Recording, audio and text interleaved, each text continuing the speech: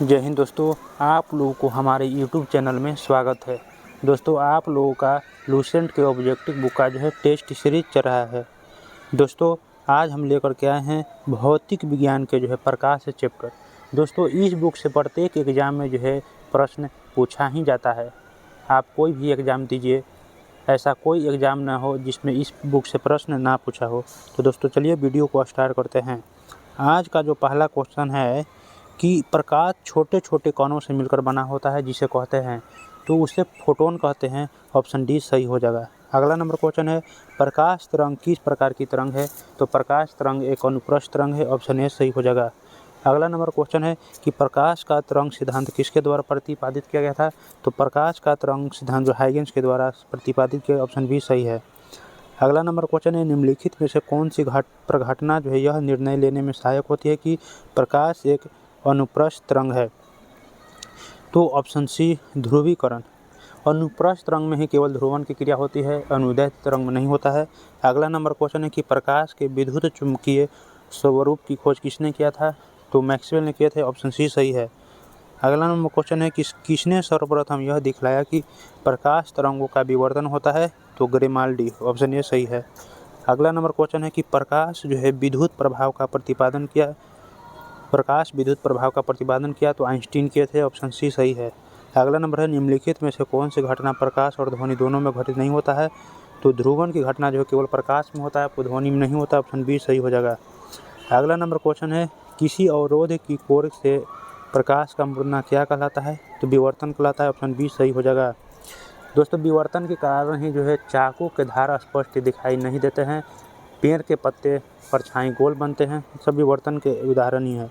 अगला number question है, निम्नलिखित में से कौन सा सिद्धांत प्रकाश के तरंग प्रकृति की पुष्टि करता है? तो व्यतिकरण का सिद्धांत। ऑप्शन बी सही है।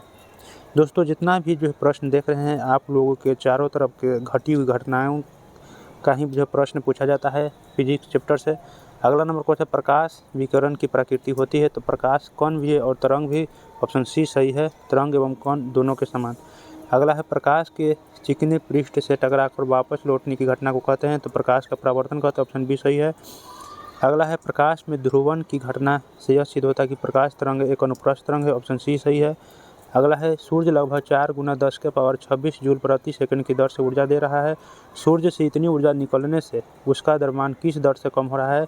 तो 4 × 10⁹ किलोग्राम प्रति सेकंड से। ऑप्शन बी सही हो जाएगा। अगला नंबर क्वेश्चन है कि प्रकाश का वेग सर्वप्रथम किसने ज्ञात किया था? तो प्रकाश का वेग सबसे पहले रोमर ज्ञात किया था। ऑप्शन सी सही है। अगला है, प्रकाश का वेग सब किसमें अधिकतम होता है? तो प्रकाश का वेग निर्वात में सबसे अधिक होता है। ऑप्शन सी सही है। अगला नंबर क्वेश्चन है कि माध्यम के तापमान में वृद्धि के साथ प्रकाश की गति। तो माध्यम के ताप में चाहे बढ़ाइए चाहे घटाइए, प्रकाश के वेग में कोई प्रभाव नहीं पड़ेगा, वैसा ही रहेगा। ऑप्शन सी सही है। अगला नंबर क्वेश्चन है कि जल, कांच एवं हीरे में प्रकाश की चाल निम्न क्रम में होती है? तो सबसे ज़्यादा चाल होता है जल में, उसके बाद होता है कांच में, उसके बाद हीरा में। ऑप्शन बी सही हो जाएगा। अगला नंबर है, चंद्रमा से पृथ्वी तक आने में प्रकाश को लगभग कितना समय लगता है? तो 1 सेकेंड। ऑप्शन सी सही है। अगला नंबर क्वेश्चन है कि सूर्य का प्रकाश हमारे पास लगभग कितने समय पहुंचता है? तो सूर्य का प्रकाश आने में 8 मिनट 16 सेकंड ऐसे लगता है, लेकिन लगभग में दिया हुआ है। ऑप्शन ए सही हो जाएगा, 8 मिनट। अगला नंबर क्वेश्चन, प्रकाश का वेग होता है? प्रकाश का वेग 3 × 10⁸ मीटर प्रति सेकंड होता है। दोस्तों, सभी में 3 × 10⁸ दिया हुआ है, लेकिन आपको मात्रा को भी मिलाना है, ये ना कि 3 × 10⁸ देख करके मार देना है। ऑप्शन बी सही हो जाएगा। अगला नंबर है कि सूर्य ग्रहण के समय सूर्य का कौन सा भाग दिखाई देता है? तो सूर्य ग्रहण के समय केवल किरीट या कोरोना दिखाई देता है। ऑप्शन बी सही है। अगला नंबर क्वेश्चन है कि पूर्ण सूर्य ग्रहण का अधिकतम समय होता है? तो पूर्ण सूर्य ग्रहण का अधिकतम समय 460 सेकंड होता है। ऑप्शन बी सही है। अगला नंबर है, सूर्य ग्रहण तब होता है जब, तो सूर्य ग्रहण जब चंद्रमा बीच में आ जाएगा ना, तो सूर्य ग्रहण वही कहेगा कि पृथ्वी बीच में आ जाएगा तो चंद्र ग्रहण लगेगा। अगला नंबर क्वेश्चन है, चंद्र ग्रहण घटित होता है? तो चंद्र ग्रहण पूर्णिमा के दिन होता है, और यही सूर्य ग्रहण पूछता है तो अमावस्या के दिन हो जाएगा। अगला ही है क्वेश्चन कि सूर्य ग्रहण कब होता है? तो अमावस्या के दिन। ऑप्शन ए सही। अगला नंबर क्वेश्चन है कि ये कटा हुआ हीरा क्यों चमकता है? तो पूर्ण आंतरिक परावर्तन के कारण। ऑप्शन सी सही है।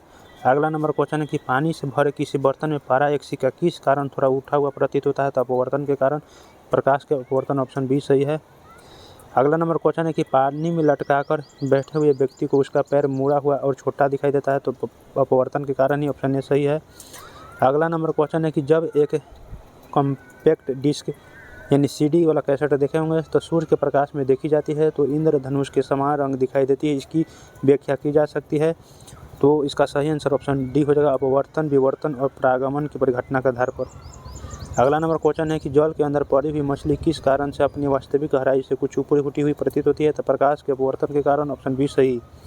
अगला नंबर क्वेश्चन है कि जल के अंदर मौजूद व्यक्ति को किस कारण जल की सतह से ऊपर की वस्तु अपनी वास्तविक स्थिति से अपेक्षाकृत अधिक ऊंचाई पर प्रतीत होता है। अगर जल के अंदर से ऊपर वाला व्यक्ति आकर देखेगा ना तो उसकी ऊंचाई बढ़ा हुआ प्रतीत होती है, प्रकाश के अपवर्तन के कारण ही होता है, ऑप्शन ए सही हो जाएगा। अगला नंबर क्वेश्चन है कि पानी में डूबी हुई लकड़ी मुड़ी हुई दिखाई देती है, निम्नलिखित कारण से ऐसा प्रतिभासित होता है, तो प्रकाश के अपवर्तन के कारण, इसका सही आंसर ऑप्शन सी हो जाएगा। अगला नंबर क्वेश्चन है कि जब प्रकाश की किरण विरल माध्यम से सघन माध्यम में जाती है तो विरल से सघन माध्यम में जाएगा तो प्रकाश अभिलंब की ओर मुड़ जाती है, ऑप्शन बी सही है। अगर सघन से विरल जाता है अभिलंब से दूर भागता। अगला नंबर क्वेश्चन है पूर्ण आंतरिक परावर्तन होता है, तो पूर्ण आंतरिक परावर्तन के लिए दो शर्त है, प्रकाश विरल से सघन माध्यम में जाना चाहिए और आपतन कोण का मान क्रांतिक कोण से अधिक होना चाहिए, ऑप्शन ए सही हो जाएगा। अगला नंबर क्वेश्चन है कि इंद्रधनुष किस कारण से बनता है, तो इंद्रधनुष जो बनता है अपवर्तन और पूर्ण आंतरिक परावर्तन से, ऑप्शन डी सही है। अगला है मृग मरीचिका बनाने वाली परिघटना को क्या कहते हैं, तो पूर्ण आंतरिक परावर्तन के कारण ही मृग मरीचिका बनता है, ऑप्शन डी सही। अगला है पेट अथवा जो शरीर के अन्य आंतरिक अंगों के अन्वेषण के लिए प्रयुक्त तकनीक एंडोस्कोपी आधारित है, तो पूर्ण आंतरिक परावर्तन के आधार परिवर्तन परिघटना पर। अगला नंबर क्वेश्चन है कि तरल से भरे हुए बीकर का तल किस कारण से कुछ ऊपर उठा हुआ दिखाई देता है, तो ये भी अपवर्तन के कारण ही होगा, ऑप्शन ए सही हो जाएगा। अगला नंबर क्वेश्चन है कि सूर्य से प्रकाश का जो है आंतरिक परावर्तन हो सकता है यदि प्रकाश, अभी हमने बताया कि आंतरिक परावर्तन के लिए दो शर्त है कि सघन से विरल में जाना चाहिए, जिसका सही आंसर ऑप्शन सी है, कांच से वायु में जा रहा है, यानी सघन हो गया कांच, वायु हो गया विरल। अगला नंबर क्वेश्चन है कि चटका हुआ कांच चमकीला प्रतीत होता है, तो पूर्ण आंतरिक परावर्तन से, ऑप्शन डी सही है। अगला नंबर क्वेश्चन है कि इंद्रधनुष तब बनते हैं जब सूर्य का प्रकाश वायुमंडल में वर्षा बूंदों पर गिरने से, अपवर्तन व आंतरिक परावर्तन होने से, ऑप्शन ए सही है। अगला क्वेश्चन है कि इंद्रधनुष कितने रंग होते हैं, तो इंद्रधनुष में 7 रंग होता है। अगला नंबर क्वेश्चन है कि प्रकाश ऊर्जा का ऑप्टिकल फाइबर में संचरण निम्नलिखित घटना के अनुप्रयोग द्वारा होता है, तो पूर्ण आंतरिक परावर्तन से, ऑप्शन ए सही हो जाएगा। अगला नंबर क्वेश्चन है कि संबंधित माध्य युग्म के क्रांति कोण से अधिक आपतन कोण का सघन से जो विरल माध्यम की ओर जाने वाली प्रकाश किरण क्या करती है, तो समग्र आंतरिक परावर्तन, ऑप्शन बी सही हो जाएगा। अगला नंबर क्वेश्चन है कि निम्नलिखित कथनों पर विचार कीजिए। पहला है कि दृष्टि का एक दोष दीर्घ दृष्टि है, तो जिसमें तो दीर्घ दृष्टि है तो दूर की वस्तु उसको दिखाई देगा, निकट की वस्तु नहीं दिखाई देगा, और निकट दृष्टि दोष है तो निकटे के दिखाई देगा, दूर के नहीं, उल्टा पुल्टा होता है इसमें। पहला है कि कोई व्यक्ति जो है दूरस्थ वस्तु को स्पष्ट नहीं देख सकता, गलत, दूर के तो ही देखेगा बउआ दीर्घ दृष्टि दोष में। अगला है कोई व्यक्ति निकटतः वस्तु को स्पष्ट नहीं देख सकता है, यह सही है। अगला है आँख का निकट बिंदु समान स्थिति से दूर हट जाती है, यह भी सही है। अगला है आँख का दूरस्थ बिंदु हटकर आँख की ओर चला जाता है, यह गलत है। तो 2 और 3 देखेंगे किसमें सही है, तो ऑप्शन डी इसका सही आंसर हो जाएगा।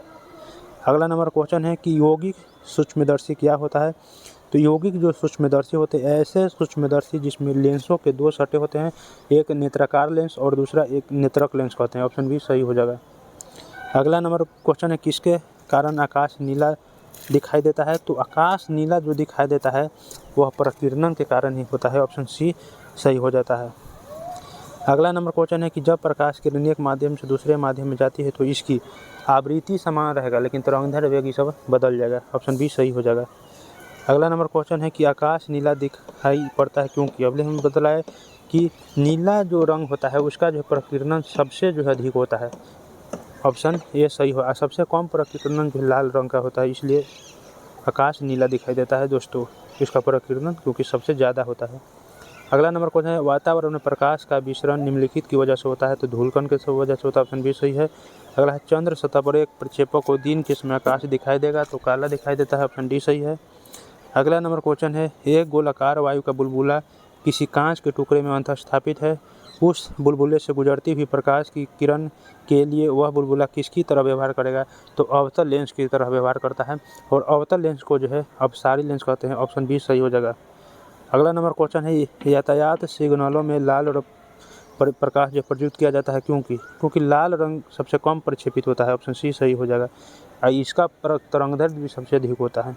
अगला नंबर क्वेश्चन है, समुद्र नीला प्रतीत होता है किसके कारण से? तो आकाश के परावर्तन तथा जल के कणों द्वारा प्रकाश के प्रकीर्णन के कारण से। ऑप्शन बी सही हो जाएगा। अगला नंबर क्वेश्चन है कि सूर्योदय और सूर्यास्त के समय वायुमंडल में लालिमा किस कारण छा जाती है? तो सूर्योदय और सूर्यास्त में लाल जो दिखाई देता है तो प्रकीर्णन के कारण ही होता है। ऑप्शन डी सही है। अगला, इंद्रधनुष में किस रंग का विक्षेपण अधिक होता है? तो सबसे ज़्यादा अगर विक्षेपण होता है तो बैगनी रंग का। ऑप्शन ये सही है। अगला नंबर, तारे आकाश में वास्तव में जितनी ऊंचाई पर होते हैं वे उससे अधिक ऊंचाई पर प्रतीत होते हैं। इसकी व्याख्या किसके द्वारा की जा सकती है? तो अपवर्तन के कारण ही। ऑप्शन ए सही हो जाएगा। अगला नंबर क्वेश्चन है कि सूखा बालू चमकीला क्यों दिखाई देता है जबकि गीला बालू द्युतिहीन होता है? तो यह प्रकाश के परावर्तन के कारण। ऑप्शन बी सही हो जाएगा। अगला नंबर क्वेश्चन है, पेरिस्कोप बनाने में निम्नलिखित में से कौन सा एक प्रयुक्त होता है? तो समतल दर्पण का प्रयोग होता है। ऑप्शन सी सही है। अगला नंबर क्वेश्चन है कि साबुन के पतले झाग में चमकदार रंगों का बनना किस परिघटना का परिणाम है? तो व्यतिकरण और जो है परावर्तन दोनों। ऑप्शन ए सही है, बहुलित परावर्तन और व्यतिकरण। अगला है, वाहन पीछे से आने वाली वस्तुओं को देखने के लिए किसका प्रयोग किया जाता है? तो उसमें छोटा छोटा दिखाई देना चाहिए। तो छोटा में जो है किस दर्पण का प्रयोग किया जाता है? उत्तल दर्पण का। ऑप्शन सी सही आंसर। अगला नंबर है, निम्न में से क्या वायुमंडलीय अपवर्तन का परिणाम नहीं है? अगला है, सूर्य का अपने वास्तविक उदय से 2 या 3 मिनट पहले दिखाई पड़ता है, यही अपवर्तन के कारण ही होता है। सूर्य का सूर्यास्त के समय लाल दिखाई देना अपवर्तन के कारण नहीं, प्रकीर्णन के कारण दिखाई देता नहीं पूछ रहा था। इसका सही आंसर ऑप्शन बी हो जाएगा। अगला नंबर क्वेश्चन है कि रोगियों के दांत देखने में दंत चिकित्सक द्वारा प्रयुक्त दर्पण है? तो अवतल दर्पण का प्रयोग किया जाता है। ऑप्शन बी सही है। अगला नंबर क्वेश्चन है कि वाहनों के अग्रदीपों में किस प्रकार के दर्पण का इस्तेमाल किया जाता है? हेडलाइट में। तो हेडलाइट का काम क्या करना है कि प्रकाश को सिकोड़ने का काम करता है। तो उसमें जो है किस दर्पण का प्रयोग करेंगे? तो सिकोड़ने वाले दर्पण किसको कहते हैं? तो अवतल दर्पण को जो है अभिसारी दर्पण कहते हैं। इसका सही आंसर ऑप्शन सी है। अगला है, दाढ़ी बनाने के लिए काम में लेते हैं तो अवतल दर्पण ही प्रयोग किया जाता है। अगला है, इनमें से कौन सही है? तो लेंस का सूत्र दर्पण का सूत्र 1/f बराबर 1/v माइनस 1/u। यह 1/v प्लस 1 ये दर्पण का सूत्र हो गया।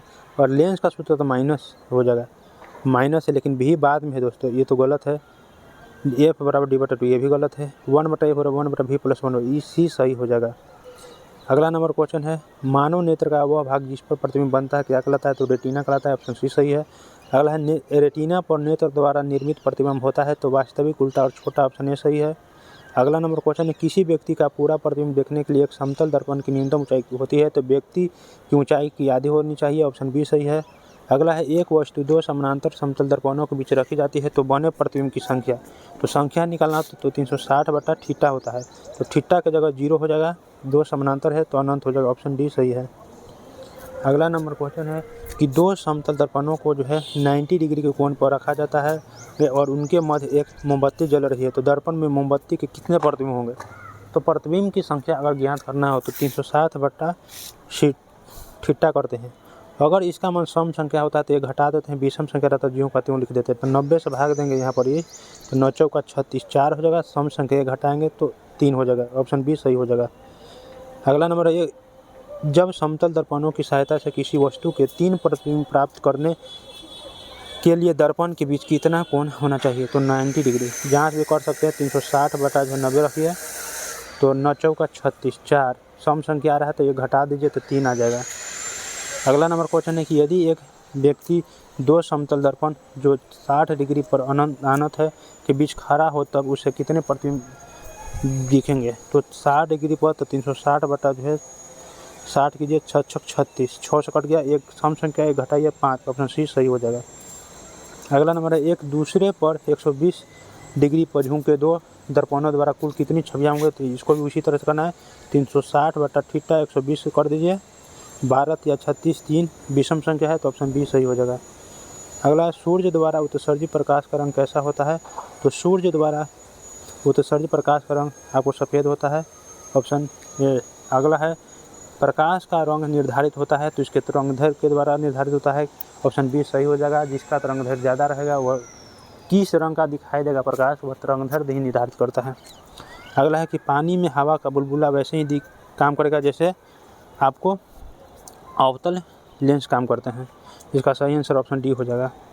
अगला है एक लेंस की जो है क्षमता जो है -2 डायोप्टर है। यहाँ डी किसके लिए प्रयुक्त है, तो डायोप्टर के लिए ऑप्शन सी सही है। अगला है डायोप्टर किसकी इकाई है, तो लेंस की क्षमता की।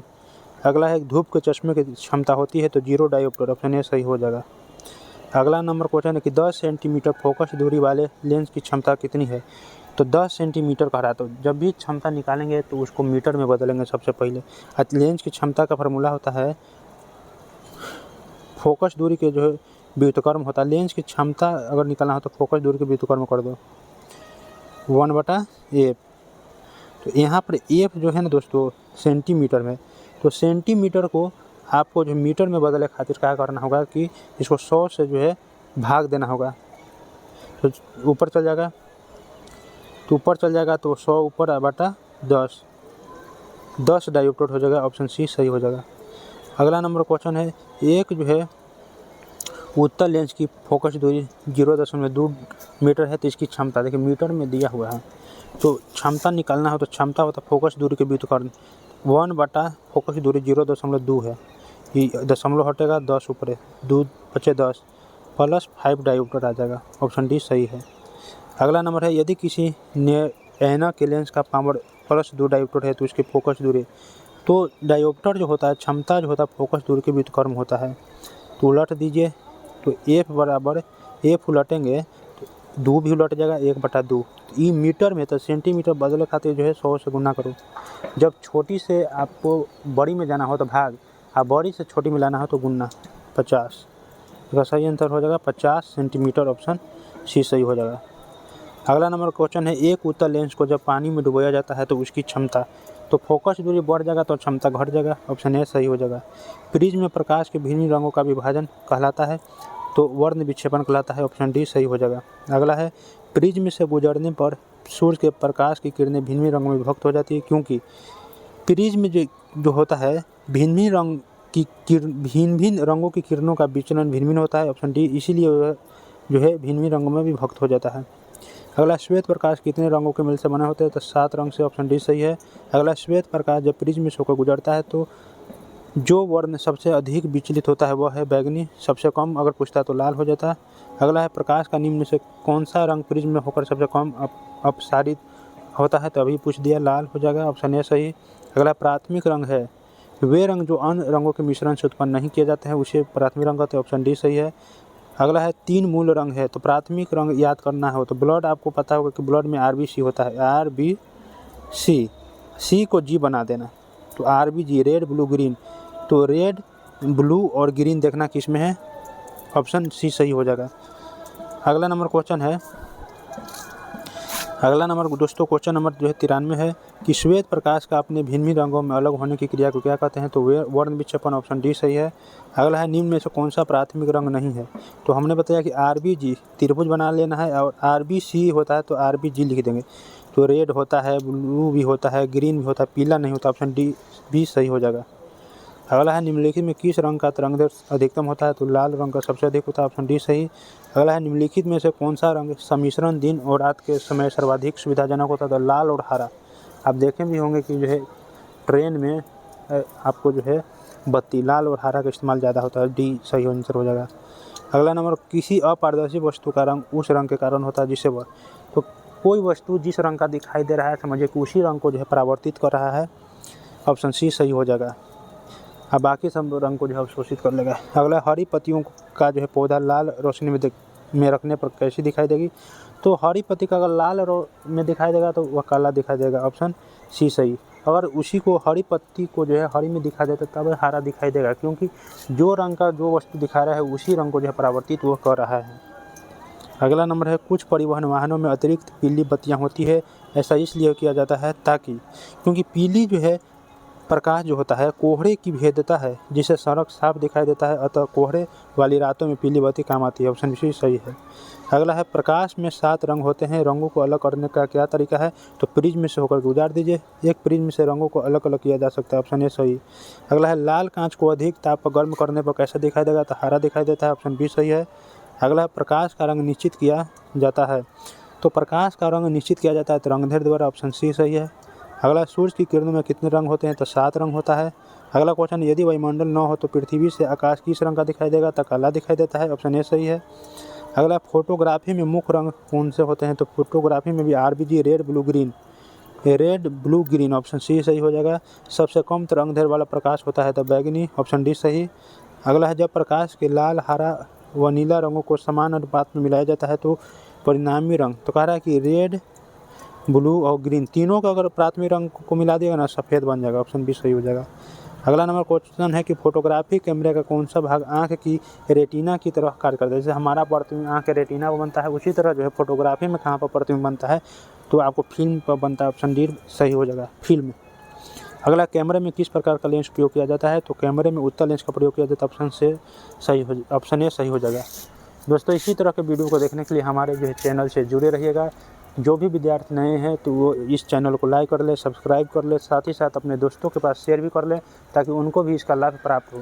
दोस्तों, इस बुक से जो है ऐसा प्रत्येक एग्जाम में प्रश्न पूछा जाता है, इसलिए आप लोगों को जो है प्रत्येक दिन लगभग 100 क्वेश्चन का जो है प्रैक्टिस करा रहे हैं कि कम लोड पड़े, ज़्यादा लोड ना पड़े। इसलिए जो है चैप्टर वाइज जो है आप लोगों को जो है प्रत्येक दिन जो है लूसेंट के बुक का ऑब्जेक्टिव क्वेश्चन आप लोगों को दिया जाएगा। आप लोग अच्छे से जो है मिलाइएगा और याद कीजिएगा। तो दोस्तों, वीडियो को अंत तक देखने के लिए धन्यवाद। जय हिंद दोस्तों।